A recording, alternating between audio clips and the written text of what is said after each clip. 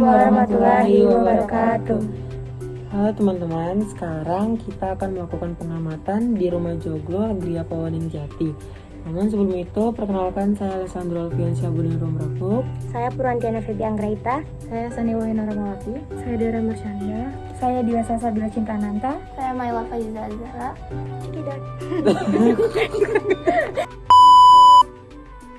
Rumah Joglo merupakan rumah tradisional Jawa yang umumnya terbuat dari kayu jati.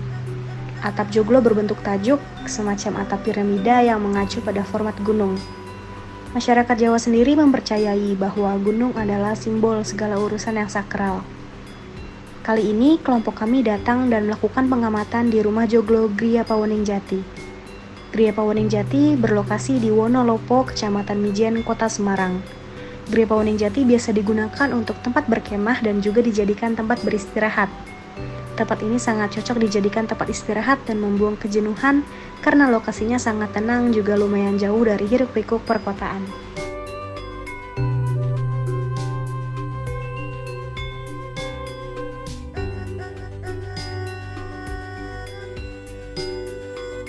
Ini konstruksi bangunan yang pertama kita lihat yaitu dindingnya dulu. Ini nih dindingnya terbuat dari kayu dengan detail ukiran-ukiran gini. Pada rumah joglo banyak ditemukan dinding-dinding yang dipenuhi ukiran. Bentuk tersebut merupakan perpaduan antara salah satu warisan kolonial Belanda dan arsitektur Jawa. Motifnya terdiri macam-macam seperti flora yang terdiri dari lung-lungan, saton, wajikan, nanasan, telancapan, kebenan, patron, dan patma. Fauna yang terdiri dari kemamang, peksi garuda, ular naga, jago, dan mirong. Alam yang terdiri dari gunungan, makuta, praba, kepaten, panah, megamendung, dan banyu tetes. Selain itu, beberapa hiasan atau ukiran dengan motif-motif tertentu juga memiliki makna khusus. Salah satu yang paling umum digunakan adalah motif lung-lungan yang merupakan batang tumbuhan muda yang merambat. Ukiran ini bermakna ketentraman dan ketenangan.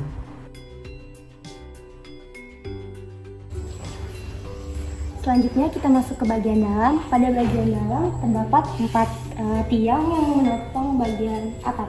Saka guru atau soko guru dalam bahasa Jawa adalah 4 tiang utama yang terdapat pada bangunan tradisional Jawa, seperti pendopo, rumah adat, dan masjid. Ia berfungsi untuk menyangga gaya berat atap. 4 tiang utama memiliki makna simbolik yang penting dan terkadang dianggap memiliki kekeramatan. Ruang di bawahnya dipercaya sebagai ruang sakral sehingga kerap digunakan untuk kegiatan tertentu, seperti tempat duduk kedua mempelai saat akad nikah. Konstruksi saka guru terdapat pada bangunan dengan atap tipe joglo atau tipe tajuk. Atap jenis joglo diperuntukkan bagi rumah para bangsawan. Sedangkan atap jenis tajuk diperuntukkan untuk bangunan suci misalnya masjid atau candi. Dalam arsitektur Jawa, dinding hanya berfungsi pembatas ruangan atau eksterior, bukan penyangga struktur. Jadi, yang berfungsi sebagai penopang atap bangunan adalah 4 tiang utama.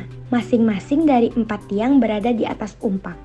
Batu berbentuk trapesium 3 dimensi yang berfungsi sebagai peralihan antara tiang dan pondasi.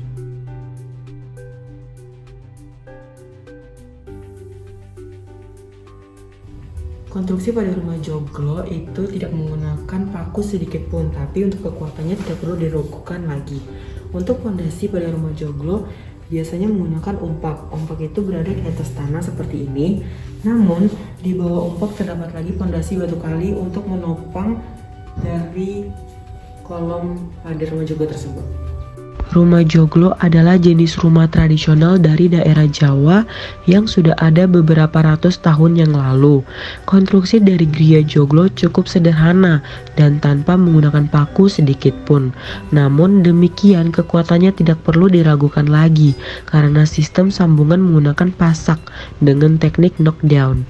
Banyak jenis pondasi yang dibuat oleh para perancang bangunan sejak zaman dahulu. Pada dasarnya mempunyai fungsi yang sama, yaitu untuk menahan dan menopang beban berat di atasnya. Pada masyarakat Jawa, nenek moyangnya meninggalkan sistem pondasi yang sangat sederhana.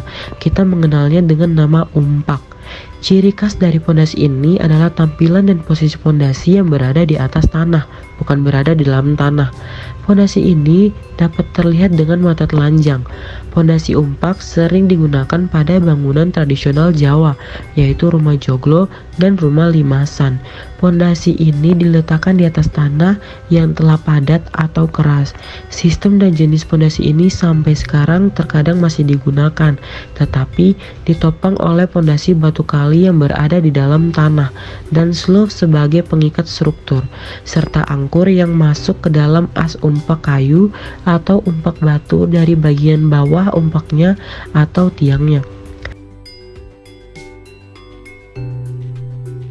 Selanjutnya adalah bagian atap. Jadi bisa dilihat atap rumah joglo itu dia mengambil filosofi dari bentuk gunung yang kemudian disebut dengan atap tajuk. Nah, atap tajuk itu kemudian berubah namanya menjadi atap joglo. Atap rumah adat joglo memiliki karakteristik yang sangat unik, di mana bentuknya itu dia menyerupai sebuah gunung dengan puncak yang dibuat mendatar yang disebut sebagai tajuk.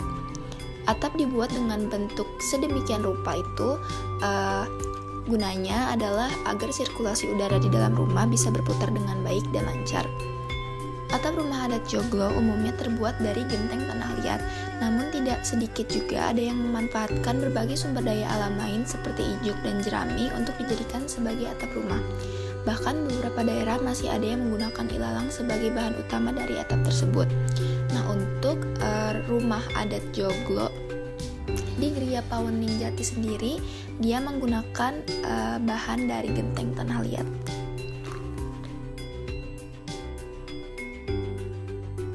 Rumah joglo pada umumnya terdiri dari 3 bagian, yaitu pendopo atau bagian depan, peringgitan atau bagian tengah, dan juga dalam sebagai ruang utama.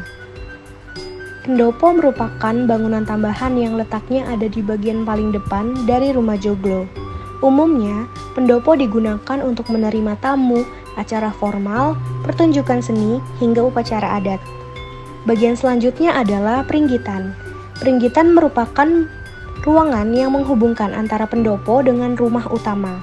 Selain sebagai lorong penghubung, peringgitan juga berfungsi sebagai tempat ringgit atau tempat bermain wayang. Selanjutnya adalah bagian inti dari rumah joglo, yaitu dalem. Dalem digunakan sebagai tempat tinggal sang pemilik rumah. Setiap bagian dari rumah joglo memiliki prinsip hierarki atau tingkatan dalam struktur rumah yang unik. Prinsip tersebut berupa bagian depan rumah yang memiliki sifat umum, sedangkan bagian belakang memiliki sifat yang khusus. Oleh karena itu, akses untuk masuk ke bagian dalam rumah hanya diberikan kepada orang-orang tertentu. Akan saya jelaskan kenapa bangunan yang kita pilih ini termasuk bangunan vernakular. Dilihat dari definisinya, di mana arsitektur vernakular adalah desain arsitektur yang menyesuaikan iklim lokal dan menggunakan material dari lokal. Rumah joglo disebut arsitektur vernakular karena pembuatannya yang menyesuaikan pada iklim tempat dan juga bahan-bahan yang tersedia di sekitar. Pada zaman dahulu, proses pembuatan rumah tidak menggunakan campuran tangan para arsitek profesional, melainkan hanya menggunakan kemampuan masyarakat lokal daerah setempat. Pembangunan suatu konstruksi seperti rumah mungkin tak bisa lepas dari gaya arsitektur. Bahkan, sejak zaman nenek moyang dahulu, sebuah bangunan seperti rumah selalu memiliki ciri khasnya tersendiri.